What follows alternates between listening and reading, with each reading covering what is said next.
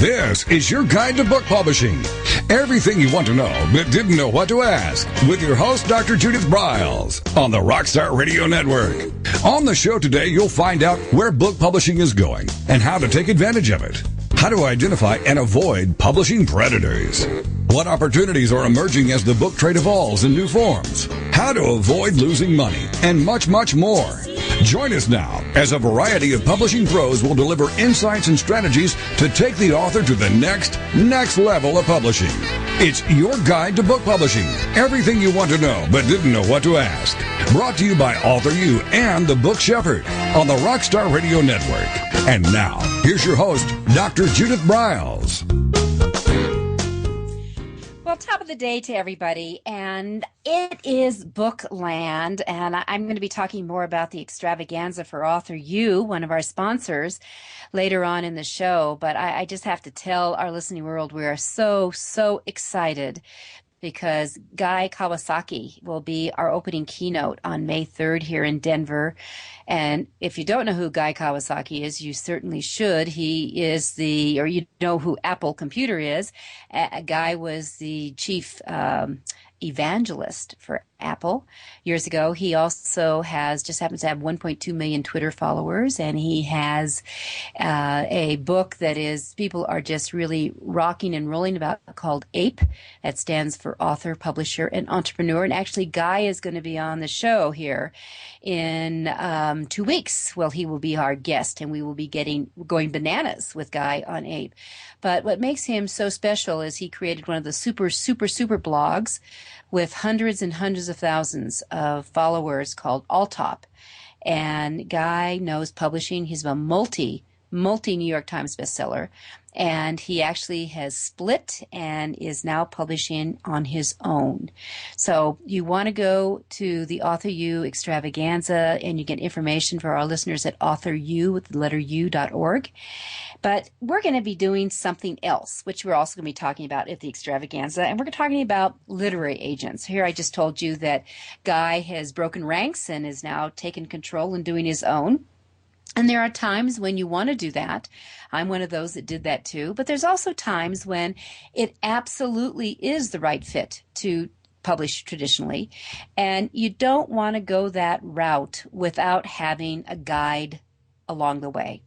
So we're going to be talking about literary agents. We're going to get into the good and the bad and the ugly. And we'll start with what is a literary agent. And with us this hour is a insider to literary agents, and actually one of the interesting things, and he'll tell us a story, is how he came about to become a literary agent before he does what he does now, because it's an inside path. But with us is Mark Malatesta, and Mark went undercover as a literary agent for 5 years to really find out how to get his own books published. During that time, he became an agent himself. He's helped many authors launch their writing careers with major publishers like Random House. His authors have gotten nice six-figure advances. They've been on the New York Times bestseller list. They've been picked up for TV, stage, and feature film with companies, like Paramount Pictures and DreamWorks. And now, Mark helps authors of all genres get top agents, publishers, and book deals through his new consulting company called Literary Agent Undercover. So we'll give you access to how to get a hold of his free articles and audio trainings, and an agent directory with 1,300 agents listed in it as we progress through the program. But with that, let's welcome Mark. Hi, how are you, Mark? Hi, Judith. I'm fantastic, and great introduction, and I love your introduction for the show and the fact that I'm on the Rockstar Radio Network. I got to get one of those. Oh, okay. It's a lot of fun. Rockstar Radio Network. I can't wait to be at the extravaganza, and I hope everybody who's listening is already, if they haven't already gone to authoru.org, to check that out, because that's a major deal to have Guy there. Oh, it is. And also, here's the other guy. Guy's our Friday morning on the 3rd, our Saturday morning on the 4th. Happens to be a small guy in the publishing industry by the name of Kevin Brierman. And who is Kevin? He just happens to be the publisher of Publishers Weekly. And nice. that is the Bible. He knows all the inside scoop. And he's going to actually talk about the good, bad, and ugly of publishing. So let's talk about agents. So, Mark, what's a literary agent? Well, Let's just start at the top. What's that? Let's just start at the top. Tell our listeners. It's really good not to assume that everybody knows. And, I know some people are thinking they're a necessary evil or there are all kinds of bad jokes about agents. But if you're an author who wants to get a traditional publisher like Simon & Schuster or HarperCollins, someone like that, you really need nowadays, you need an agent as your representative, and that's a synonym for literary agent, is author representative, to basically be your the person who stands there for you, approaches publishers on your behalf, and basically sells your book. I mean, that's the short and simple of it.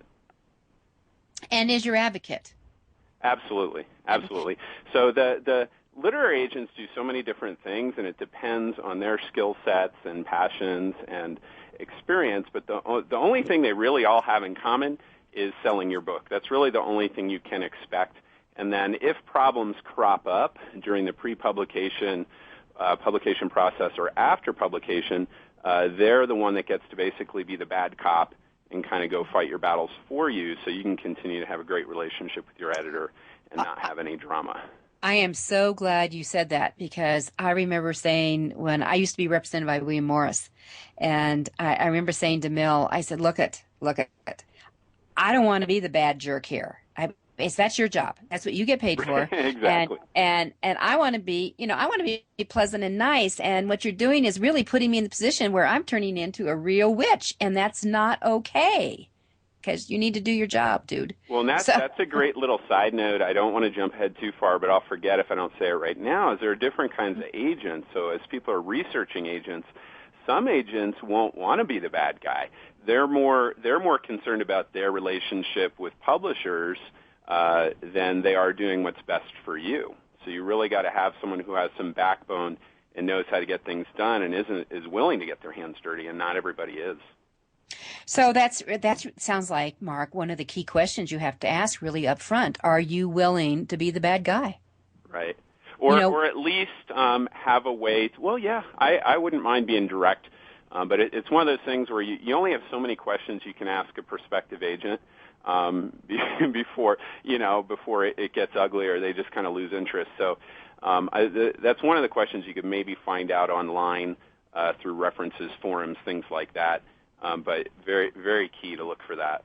Mm-hmm. Is there a naughty place, a blacklist, that one can go to see where authors do comment about agents? There is, and I mean, I just, you reference, and we'll tell people how to get it later, but I just put together the biggest, most accurate agent directory on the Internet, and when I was doing that, I mean, I scoured every single resource, starting with my personal Rolodex, but then I looked at every directory out there, and I did a lot of Googling. And that's when I really learned, because I didn't really need to research agents before that, it was just publishers, that if you Google anybody, you can find anything. You'll find the good, the bad, and the ugly, like you said, and there's no particular place to get it except really Google, because there are a lot of writers' forums and different threads that you can find that good, juicy gossip. So for our listeners, here's what you do. You put in the name of the agency or the particular agent, and then after it, you just want to put a word like problems or scams or conflicts or beware, warning. Yeah, and any of those keywords, and do them all and just see what pops up and follow them, and pay attention, because I've talked about on the air, I do it on my blog about the publishing predators, and invariably I get emails saying, so I've just signed with this person and it's not looking so good, what do I do? Well, they came through that chain and they never paid attention to what the warning signs were. So, author beware. Author beware, author beware. All right, so let's move on then here, and you were the undercover. So, and Mark, you do have kind of a glorious story that let's tell them how you became an undercover agent. Okay, well, it's kind of funny. I mean, I love meeting young authors, because it's kind of like those movies and books where you see the main character who meets someone young, and they say, "Oh, you remind me of me when I was younger," and that's why I love younger authors, because when I became an agent, I was just a couple years out of college, didn't know anything about anything, and all I knew was I wanted to be a published author, but that can take a while, so I was looking through the newspaper in between jobs back when we had newspapers and classified sections, and there were jobs available, And there was a guy in South Florida named Eric Alterman who had a small startup literary agency, and he was also a closet writer. That was the main reason he started it. And a year and a half into it, he found out how hard it was. He'd sold a few books, but the only one to a decent publisher was with Simon & Schuster, and the rest were all small presses. And his college buddies, he was 34 at the time, invited him to move to Orlando and do venture capital with him. They were all entrepreneurs. And so he went off to do that, but he didn't want to kill the agency, so he ran an ad. 150 people or so applied, and he chose me. And the thing that won out for him was what I look for in authors is, he knew he could trust me, and he knew I was passionate enough about getting my own stuff published that might pull me through all the hard years of building an agency. Well, let me ask you this then. What are the requirements to be a literary agent besides passion and being a puppy dog and going for it? Well, that's the scary part, Well, that's the great thing about the United States, right? And if anyone wants to be a coach or a consultant or expert of any kind, unless you're doing legal consulting or medical or something like that, you can pretty much just hang out a shingle. And that's what I did. And, author beware for all you writers. Literary agents need absolutely nothing except a business card, and a lot of them don't even have websites. Now, that was great for someone like me because it was an opportunity, and I made the most of it, and it paid off. But you have to be real careful about signing up with a new agent with no track record that, just talks about their passion, but they have no sales history. Yeah, exactly. All right, so you have to ask the questions. You have to ask reference, and what authors do you rep, and what books have you sold? Those would be questions I'd be asking. Yep. And looking at them. And then we have one more minute, about 30 seconds, but here's another tip I would give to all our authors looking. I am a huge reader, and I've always told people when you're looking for agents, when you're reading in your genre, if your book's in that genre, most authors give kudos to their agent in their acknowledgments and their editors. Pay attention. If you like it, I would have no fear of contacting them directly. And what would you think about that, Mark? Absolutely. That's the best place to start with your list. Perfect. All right, here we'll be right back. You're listening to Your Guide to Book Publishing with me. My guest is Mark Malatesta, and you're here, Literary Agents.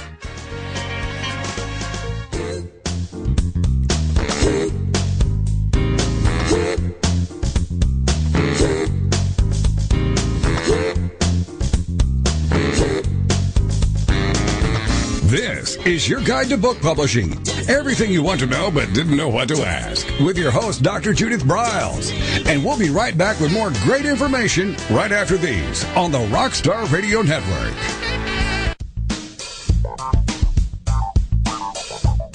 Is there a book in you or another? Author U will show you how to create, develop, and publish your book without being hoodwinked. If you already have a book out, you'll find a supportive and brainstorming community that's connected and creative no matter where you live. Author U brings in national experts for its book camps and annual author extravaganza held each May. It has regular meetings and delivers webinars for its members on timely topics. Through Author U's extensive network, members enjoy exclusive benefits, including significant discounts for a variety of services necessary to publishing. The Resource, its online book publishing news magazine, is content-heavy and it's free. If you want to create a book that has pizzazz, punch, and panache, Author U is for you. If you're a hobbyist or a casual author, it's not. Join Author U today through its website at authoru.org. Follow Author U on Twitter at AuthorU and on Facebook at Author U, where timely author and publishing tips and articles are posted daily. Author U, where the author goes to become seriously successful.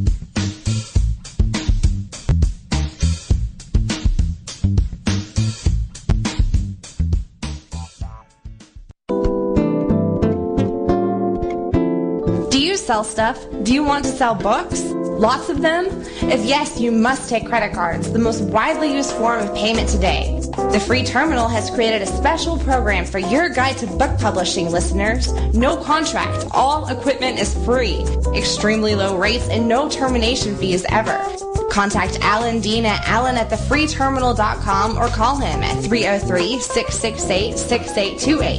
The Free Terminal has handled all credit card transactions for both Author You and Judith for over a year. Don't wait another day. Contact Alan at thefreeterminal.com or call 303-668-6828 and tell him you want the no-contract Author You deal. Every picture tells a story. And it's a truism that people do judge a book by its cover. Nick Sellinger and NZ Graphics have been in the business of producing superior graphic cover design and interior layout for self-published authors, independent and traditional publishers for years. He has developed a reputation for excellent work, fast turnarounds, and best of all, affordable pricing. NZ Graphics also produces ebooks and book marketing materials such as posters, sell sheets, postcards, bookmarks, business cards, logos, and more. Books designed for his clients have won multiple book awards, including Best Book Award by U.S. Book News, multiple Evie Awards from the Colorado Independent Publishers Association, Indie Book Awards, the San Francisco Book Festival Award, and Freedom Medal Award from Valley Forge. Visit www.nzgraphics.com or call 303-985-4174 for more details about making your book the success it should be. Mention that you are an FOJ, friend of Judith's, and that you heard about NZ Graphics on your guide to book publishing.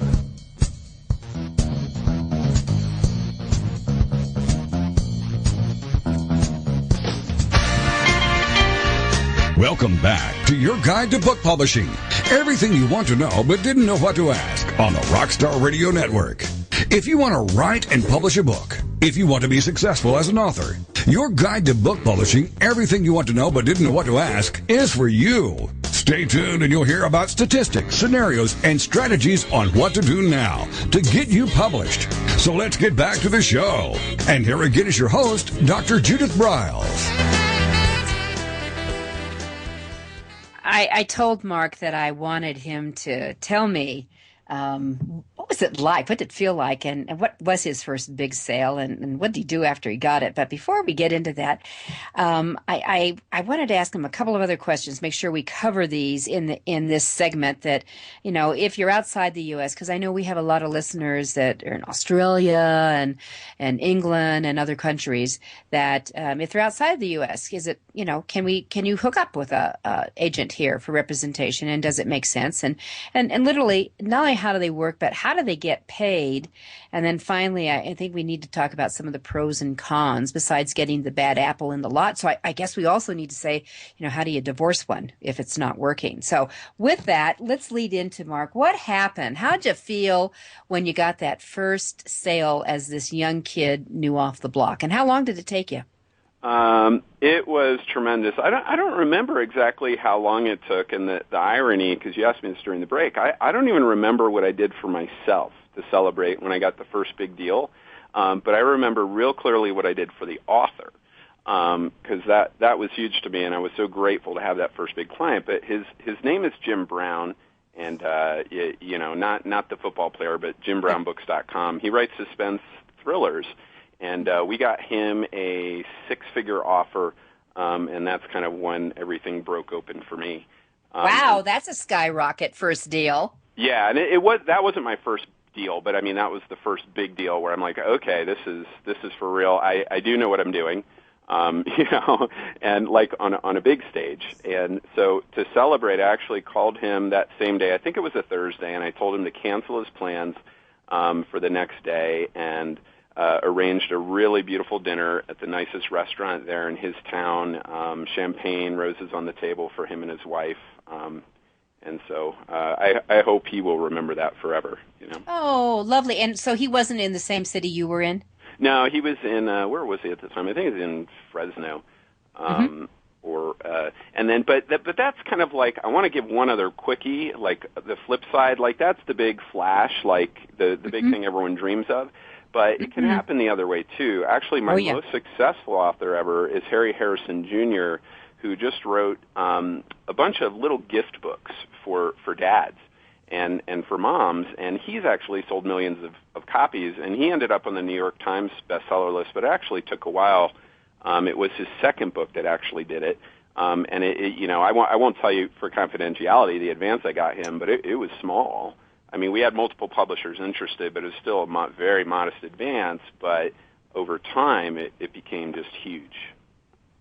Well, and it sounds like he was in the right place at the right time. They were ready for him. And did you agent him the whole time? Did you maintain your agency relationship? Yep, absolutely. And I'm really proud of that one because it was actually with a publisher, Workman, they say they don't like series, and yet they have all these books that are series. And so yes, they do. it's really bizarre. And it literally took me 2 or 3 years to convince them, in-person meetings, flying from Florida to New York, multiple phone calls to twist their arm to get them to turn it into a series. And so, yeah, there are 4 books in that series now.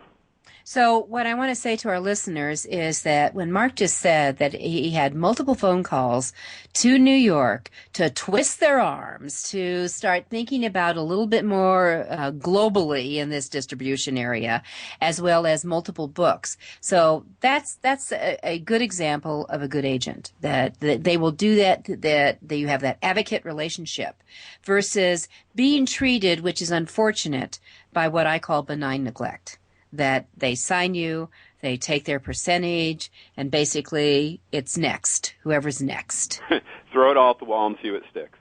Well, yeah, I think it's an unfortunate commentary on publishing that has that. Well, I love the Jim Brown story. I think that's great, and the other gift book story. So how do agents get paid, Mark?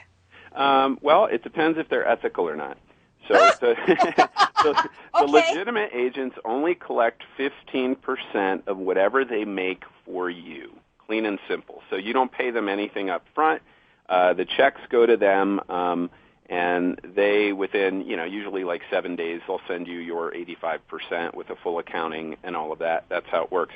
Unethical agents, they try to throw in all kinds of extra stuff. I have a great article coming out tomorrow that the name of it is "Would You Sign This Contract?" A contract that one of my coaching clients was offered last week, and I totally discouraged her from signing it because and it's real fine print. It says at first like we will pay for our own travel, entertainment expenses, all of that. And so if you're reading fast, you go to the next clause. But if you keep reading that clause, it says, however, if we sell your book, we're going to deduct all of those expenses. And I'm like, wait a minute, travel, entertainment? I don't think so. All right, so they and that's what their 15% is supposed to cover. That's part of their overhead. Yeah, it's common practice. 15% covers their expenses. You shouldn't have to worry about any extra kind of fees. Mm-hmm. And if there is foreign sales or movie rights, because you've done things like that, what percent do you take that 15% also? It's all that bumps up to 20%, and what it's called is, well, if you do it yourself, it might be 15, but a lot of places they'll bring in a co-agent that has more experience, and then you charge 20%, and then you guys split it. The two agents split the commission. So that would be a 10-10 or 15-5, whatever you all work out. Mm-hmm. Okay, I got that. Now, what about working with clients who are not in the country that the agent resides in?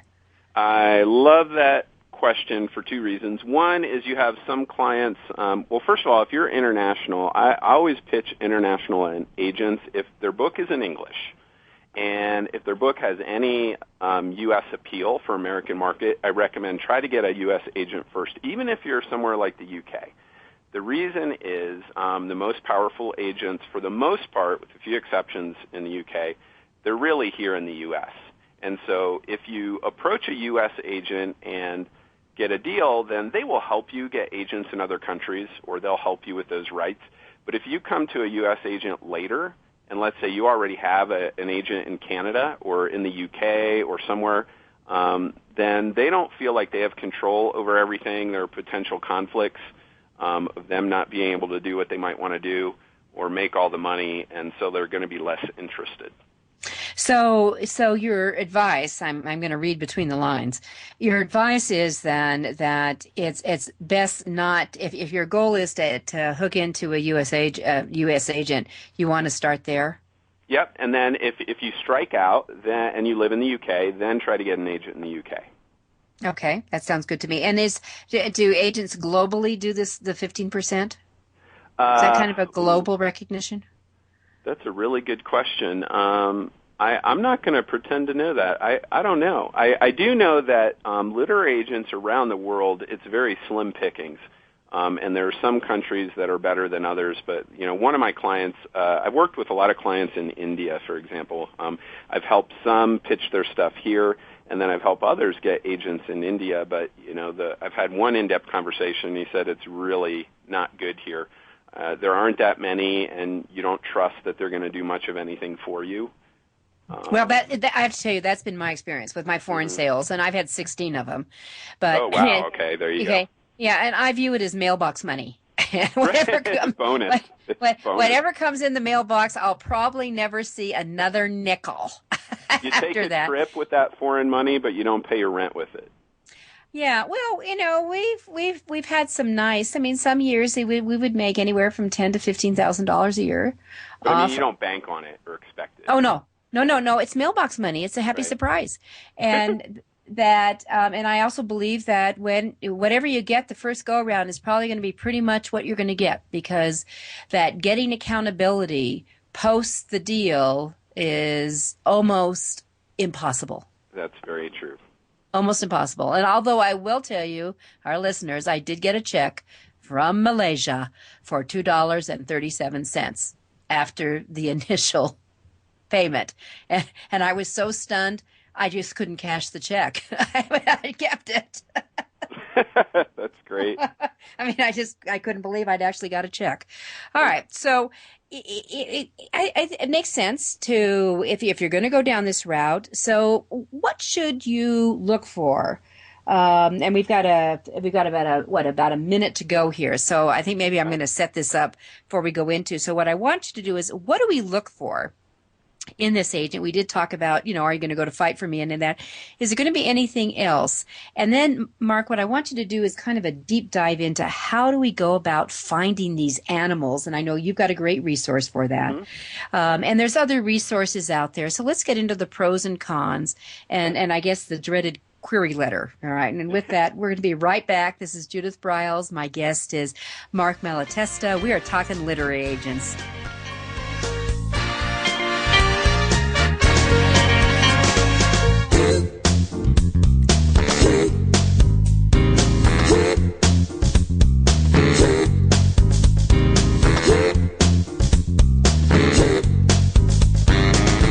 This is your guide to book publishing. Everything you want to know but didn't know what to ask. With your host, Dr. Judith Briles. And we'll be right back with more great information right after these on the Rockstar Radio Network.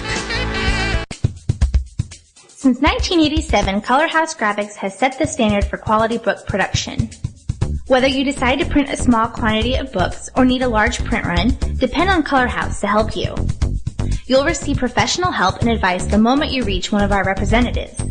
If you mention hearing about us on your guide to book publishing with Judith Briles, we will provide you with a discount on the first order you place. To speak with a project manager, call us toll-free at 800-454-1916 or visit us at www.colorhousegraphics.com.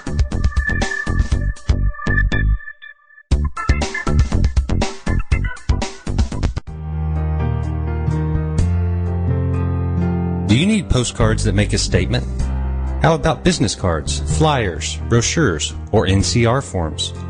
Tuvets is the solution for all your printing needs. Providing services specially designed for authors, we deliver exceptional quality colored printing. Most important of all, we specialize in reducing your printing costs. No more waiting. No more standing in lines at your local printer. Online proofing. With our Pricing Tools calculator, you can get instant quotes on all your printing products, as well as shipping rates all over the United States. Just a few clicks of the mouse and you're on the way to discovering how easy and convenient online color printing should be. Contact our friendly, human account representatives. We recognize that you want answers, not voice prompts. Visit our website at www.tu-vets.com or call 1-800-894-8977.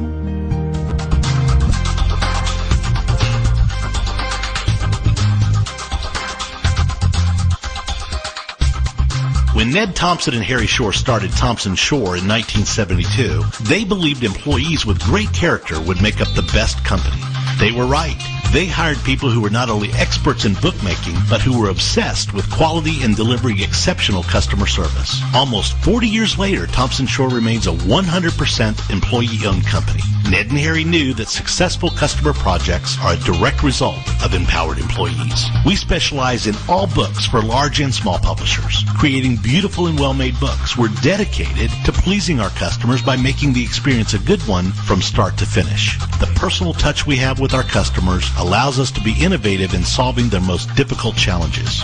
Our platform also ensures that we can remain flexible to meet our customers' unique needs and expectations. Our marketing kit can create buzz for your title, enhancing the promotion of your book during infancy. When you need to test the market to gauge your future sales, we can provide digitally printed books that will transition seamlessly into a larger offset run. From ebook to hard copy to delivery, our skillful customer service teams are at the ready to answer your most pressing question. At Thompson Shore, we know that making the highest quality books requires more than just best technologies. It requires superior customer service, professionalism to the trade, and commitment to environmental and social values. With these standards of excellence in place, you can be sure that we will always help you put your best book forward.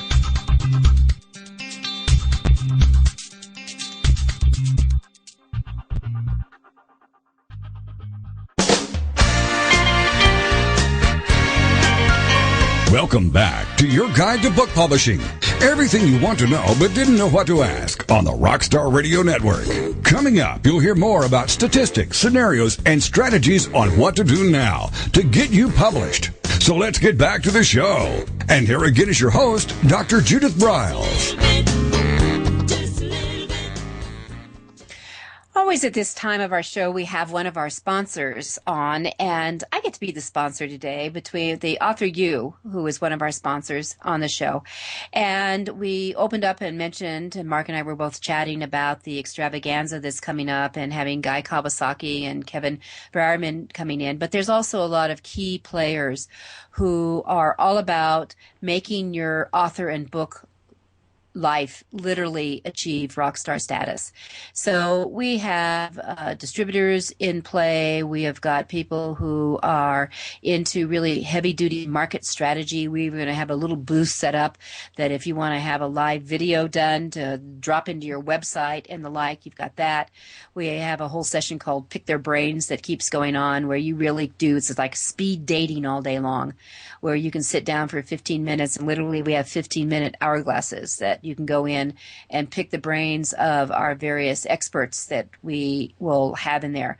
One of the good things is we bring in over 30 national publishing author service providers. And at this point, I can tell you it's 95% already sold out. People who the buzz is out, they're coming back. I mean, that's how we got Guy Kawasaki. So I want to come play with you, which we love to have playing and going ape with him. But the reality is that if you want to be seriously successful with your author and book career, if you want to learn how to market it and use all the gizmos and gadgets, Beth Zinus will be here, and we've had Beth on the show a couple of times, and she's your nerdy best friend. This woman knows more apps, more gadgets, more ways that you can maneuver and do things, and she will be here. Georgia McCabe, who knows social media inside and out, will be here. And we will have next week the full roster of the agenda laid out. We have a newbie and advanced session starting at 12:30 to 4:30. Starting at 5 o'clock, we have the deep dive dinner workshop on Thursday the 2nd. Joel Friedlander, who has been on the show several times, who grew his blog from 2 to 40,000 in a year. Insider tips on how to do it, where to do it, what worked, what didn't work. And you'll find that all our speakers are there. They're extraordinarily approachable because they want you to be seriously successful too. So if that's you, you want to go to authoru.org and you want to sign up and get there to Denver, Colorado. And one of the great things about Author U is we feed your belly as well as your brain. So all meals starting Thursday night are included. So, Mark, back to you. And you know what? I have to say one thing before you ask me another question, which is every time I'm with people and you're there, I always feel obligated to tell people that you're the real deal and one of the few people I know in the self-publishing space that I actually trust, that I know does a really great job with authors, and you actually know as much about marketing self-published authors as you do the process of getting the books printed or on Kindles and things like that. So marketing. I'm a marketing nut. I will say that and that is one of the reasons why authors fail. I mean, there's multiple reasons.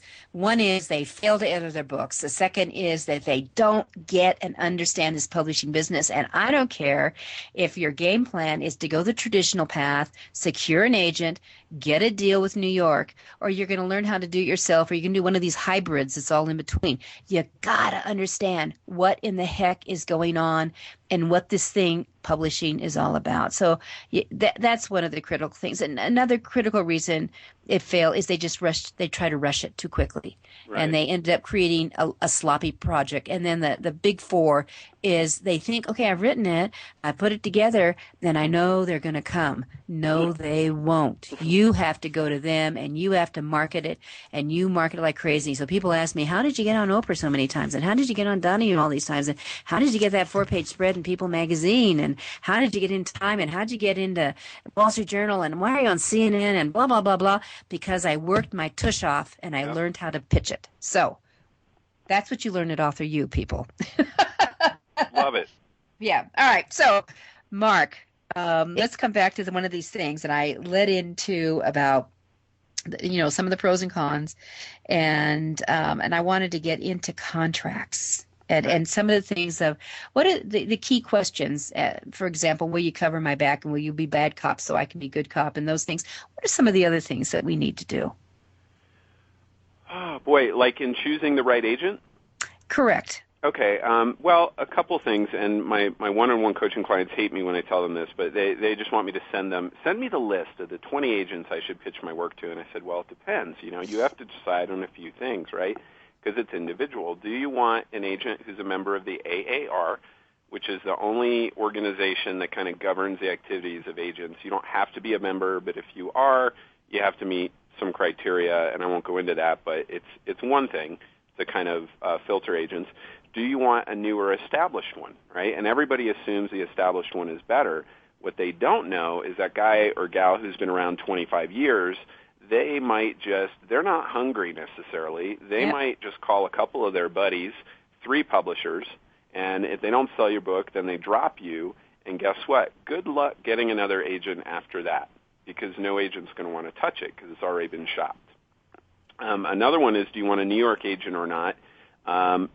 For the most part, I would say you want a New York agent because most likely they're in a better position to have better relationships with people there and be current.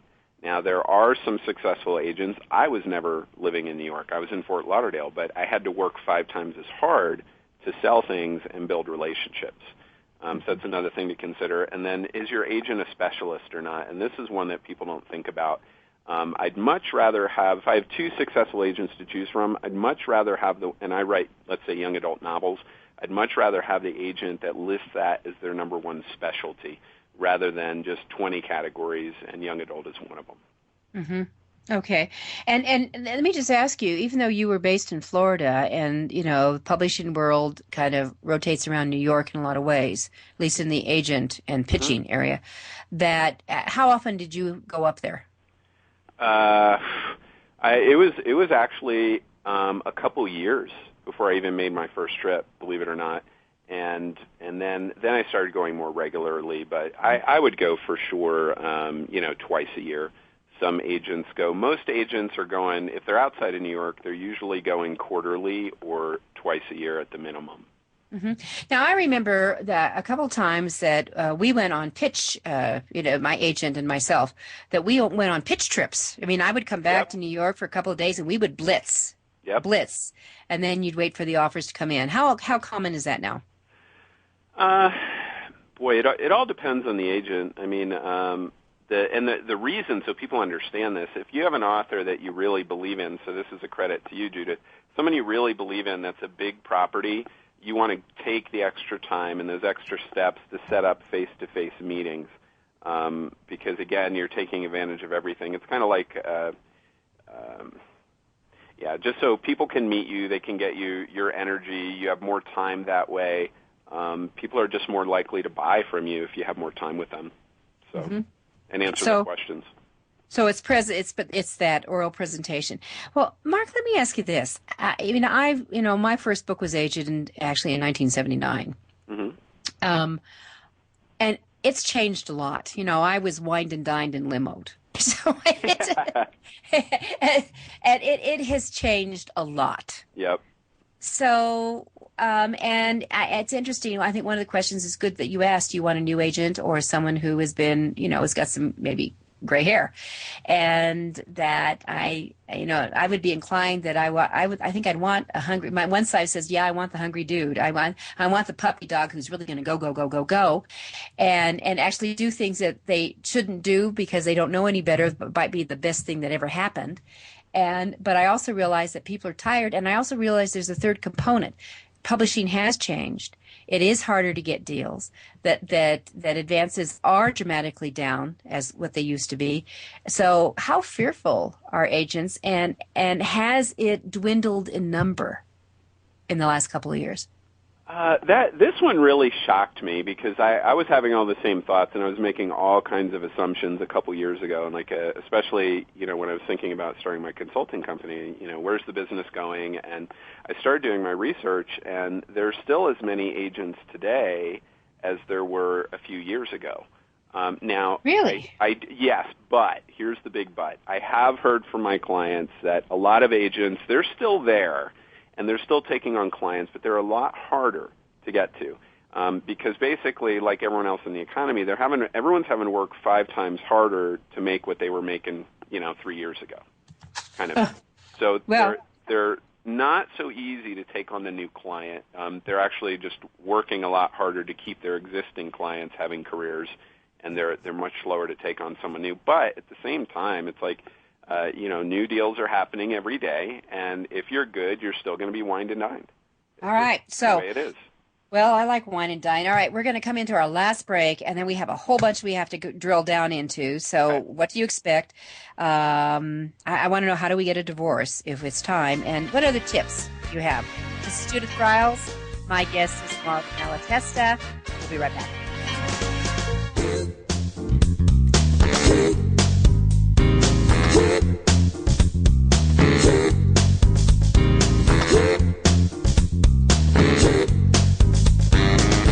This is your guide to book publishing. Everything you want to know but didn't know what to ask. With your host, Dr. Judith Briles. And we'll be right back with more great information right after these on the Rockstar Radio Network. Do you sell stuff? Do you want to sell books? Lots of them? If yes, you must take credit cards, the most widely used form of payment today. The Free Terminal has created a special program for your guide to book publishing listeners. No contract, all equipment is free, extremely low rates, and no termination fees ever. Contact Alan Dean at allen@thefreeterminal.com or call him at 303-668-6828. The Free Terminal has handled all credit card transactions for both author you and Judith for over a year. Don't wait another day. Contact Alan at thefreeterminal.com or call 303-668-6828 and tell him you want the no contract author you deal.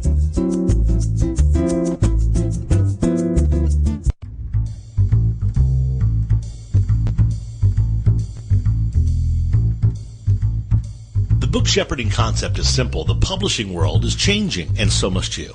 You need an experienced shepherd and a guide to partner with you as you create, strategize, develop, publish, and achieve your publishing goals. You can't do it alone without paying the price. You can spend your money creating a book that turns out to be so-so, or you can create a book that looks and feels classy, builds your brand, and is a financial success, a bestseller. It's your choice. You choose. You need the book shepherd.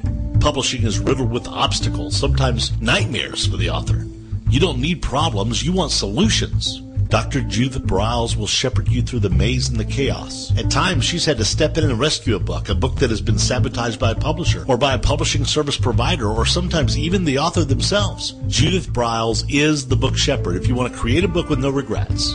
Give her a call today, 303-885-2207. That's 303-885-2207, or email her at judith@briles.com. By the way, Briles is spelled B-R-I-L-E-S.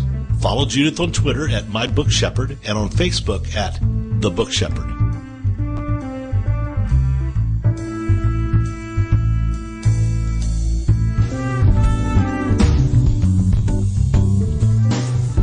At Total Printing Systems, customer service is our priority. We are located in Southern Illinois. Our employees have an average of 18 years experience and know that customer relationships are important to our continued success. We have been a short-run book printer for nearly 40 years and always stay at the forefront of technology. Our niche is from 1 to 5,000 copies. Today, we offer digital, black and white, and 4-color high-speed inkjet printing, a cost-effective way to introduce color into your short-run titles. We, of course, offer traditional offset printing as well. Bindery is done in-house, from adhesive case binding to PUR perfect binding to mechanical binding of all types, including side sewing. We provide warehousing, kitting, distribution, inventory management, a new print-on-demand facility, streaming browser-based ebooks, and bookstore. Call us at 1-800-465-5200 for a quote on your next book project. You can also visit our website at www.tps1.com. Welcome back to your guide to book publishing. Everything you want to know but didn't know what to ask on the Rockstar Radio Network. If you want to write and publish a book, if you want to be successful as an author, your guide to book publishing, everything you want to know but didn't know what to ask, is for you. Stay tuned and you'll hear about statistics, scenarios, and strategies on what to do now to get you published. So let's get back to the show. And here again is your host, Dr. Judith Briles. You know, I should tell all of you listeners that if you want to listen to some of our past podcasts, all you have to do is go to the rockstarradionetwork.com and then scroll down, go in the show, scroll all the way down because your guide to book publishing starts with Y. So we're at the bottom, and you can click on and look at all the shows and just have a field day going through different ones. Also, if you go to the authoru.org website on the home page and you scroll down, the last 5 shows are always listed, and you just, when you click on it, bang, it goes immediately live into the podcast. All right, so Mark, we were talking about the AAR, which is the Agents Reps Association, and what we didn't tell our listeners is there's really just about 1,000 literary agents out there, of which only 1/3 of them are members. And one of the criteria to be a member is what? Well, one of the most important ones is you have to have sold at least 10 books, 10 book deals within 18 months. And that might not sound like a lot to you as an author, but, you know, as an agent, that can be tricky. So if somebody is a member, you know that they are successful, not just ethical. So it's a great place to start. And also, they're active. Right. Which I think is a very important thing. All right, let's jump over here to what are typical literary agent turnaround times for reviewing queries and manuscripts, and do they charge to do that? No, well, some charge, but you know, don't go to those guys if they say anything about reading fees or anything like that. You're never sending an agent money; they send you checks, right? So. But turnaround times, there's a lot of misinformation out there. I know because every week I'm helping new authors get their queries out, and I'm in every step of the process. So here's what I can tell you. Don't listen to what you see about 4 to 6 weeks to respond or 3 months or anything like that. My authors, when we send out queries, you're going to have 80% of your responses in, whether they're positive or negative, within 2 weeks. 80%. So I don't wait for anything more than 2 weeks. Send out a first round of submissions. After 2 weeks, if you don't have like 3 people looking or reading your full manuscript or partial, send out more queries. So, and when you send out queries, is there a code, like a list number that you should send out? Should you send out one at a time or five at a time or blanket it? It's you never want to blanket. It's two things. One, it's based on your genre, right? There's some really small niches out there where there might be only 40, 50 agents that actually would even look at that kind of book. It's just a really small niche. And so keeping that in mind, that will help decide the number that you send out. But I would say this, you don't want to send out your first round of queries to more than 10% of the agents that might be interested. So if you're writing fiction, women's fiction, and there are maybe 700 agents you could submit to, even then, I just would never start with more than 20 or 30 queries to start. And here's the reason. Every once in a while, and this still happens to me at the highest level with my coaching clients, every once in a while we learn something real important during that first round of submissions. Somebody, like a few agents come back and they all ask the same question, or we're not getting as much response as we want. We look at the query again and we go, you know what, let's tweak this one thing. And if you blanketed everything and you already sent out 500 queries, you don't get that opportunity. Yeah, there's not a second chance here. Let me ask you this. I know you're coaching. We're going to get into some of the things you do as coaching. But if you were to identify the top 3 things that a author needs in a query letter to an agent, what would they be? A killer opening line. Authors assume that agents are going to read the whole letter, and they'll bury some of their best stuff. The only thing the agent is going to read is your subject line of your email, and they might reject you based on that if you don't watch it, and then your first line of your query. That's all they're going to read. And if that first line is good, they'll read the next line, and if that's good, they'll read the next one. So don't bury. You need a great hook, and if you have any kind of credibility or something really impressive in your promotional platform, like you have a great blurb from someone famous or something like that, open with that. If you're previously published, open with that. If you have a mailing list of 100,000 people, open with that, because you don't want someone rejecting your book based on the concept, whereas if they might have taken you on if they knew you had a great platform and then saw your concept. So if you've got a lot of followers, you're huge. And you mentioned email. So do you query via email or do you do it snail mail? Most of it's email nowadays, and I don't have percentages, but 3 ways. There's that way, there's snail mail, and then there's online submission forms, which are the most annoying, where the agents have you answer like 35 questions that are unique to them. Irritating, but yeah, snail mail's not bad, but most people want to do email.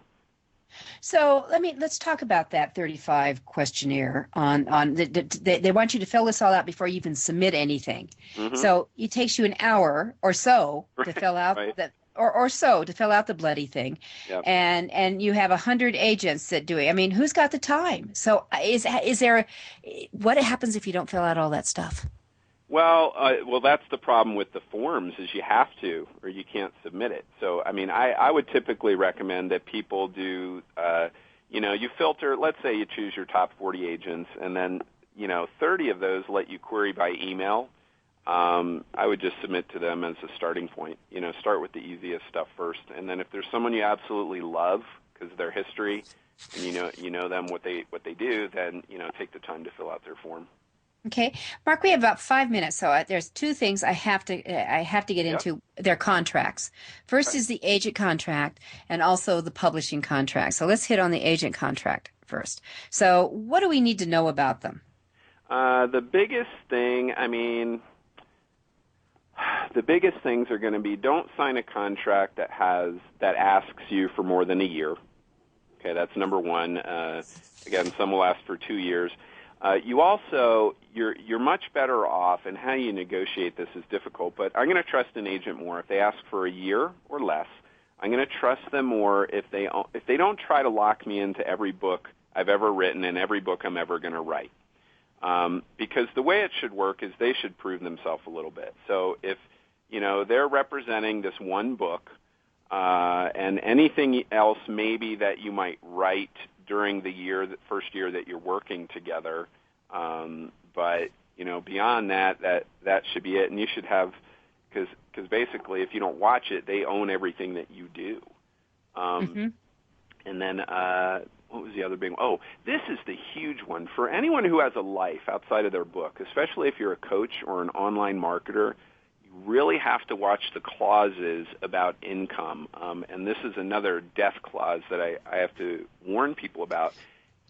There will be clauses in there that basically say any money connected to the project, the agent gets a commission, no matter who's responsible for the money coming in. So if you're smart, you go, wait a minute.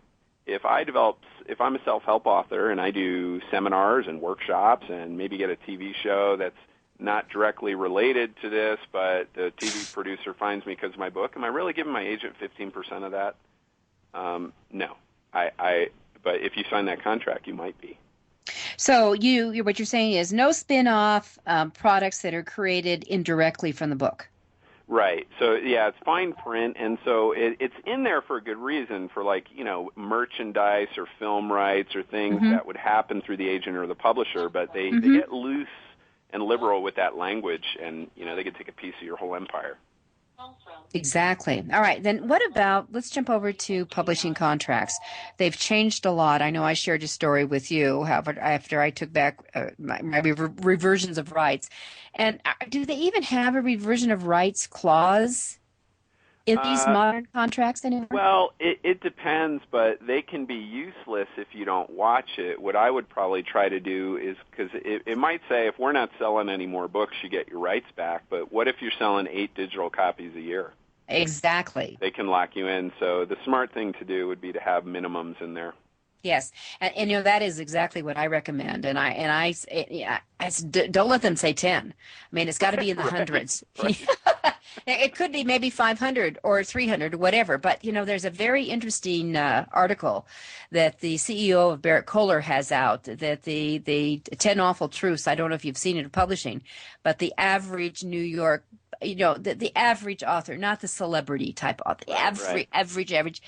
250 books, Mark, the first year. 250, 3,000 live. Ugh. Okay, well, that's not... Wow. I'm sure it's bad, but I can tell you I never had one author that experienced that, and that's even with mid-size or smaller-size publishers. So, I mean, I think they're just factoring in absolutely... Mark, we have just a couple seconds. We need to tell people how to get a hold of you. We have... Carrie, don't run this to dunes yet. Okay, so how do we get a hold of you really quickly? Okay, short and simple, 60 seconds. Go to literaryagentundercover.com, literaryagentundercover.com, singular.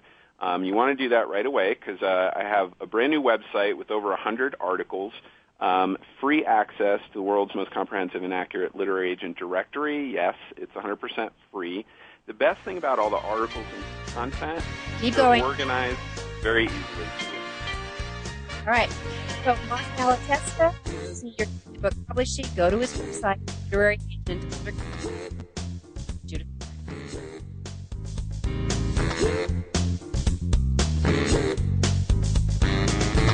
Thank you for being a part of Your Guide to Book Publishing. Everything you want to know but didn't know what to ask. With your host, Dr. Judith Briles.